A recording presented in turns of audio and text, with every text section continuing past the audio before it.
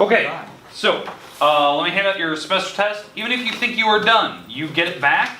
You get one more chance, an opportunity to look at it, make sure you've answered every question, make sure you've done everything correctly, or like maybe you figured out like, oh man, I didn't even do that problem, or I figured out how to do it over last night. I forgot it again, but I'm gonna make sure I tell my parents to remind me tomorrow.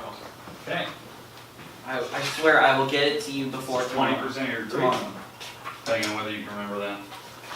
Because I leave tomorrow, because tomorrow's my last day Yeah. of school.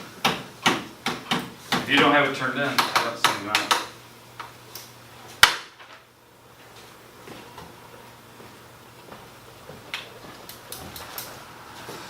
Alright. Okay, let's go through. Alright, let's go through your semester guide. So, Connor, headphones off, computer out. Okay. Eric, get your computer back off the top of your desk. Perfect. Okay, let's go through your semester test here. Let's talk about each question, what you're going to have to do.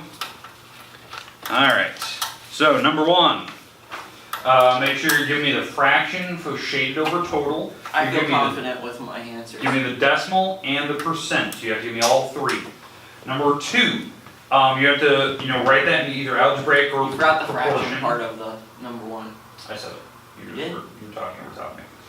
Number two, you had to write the algebraic form of that or proportion form. You have to solve for the missing number that's there. It is a percent. Number three, you got to figure out what the sale or savings should be. So you got to do a calculation what the discount's going to be, and then tell me what the final price is going to be after you make your savings. The next one, number four, you have to put all your vocab words. You're using 15 words. Each word is only used once. You're not going to repeat a word twice.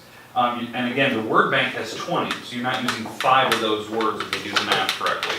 Number 5, you have to give me the names of those objects, and if it's an angle, you have to measure it with your protractor and give me the measurement. Okay? I do want to see the number inside the angle if you can on number 5. Number 6, you have to draw the angle. Okay, you have to draw the angle on number 6, and it has to be insanely accurate. Okay? Number 7, you have to measure with a straight edge. Okay, make sure you're making your measurements with a straight edge on that one. I want it in millimeters or centimeters, however you want to put it. 8, you have to find perimeter. You should know how to do that. That is a rectangle, so you should know something about that. 9, you have to find volume of that object. We talked about volume on Friday.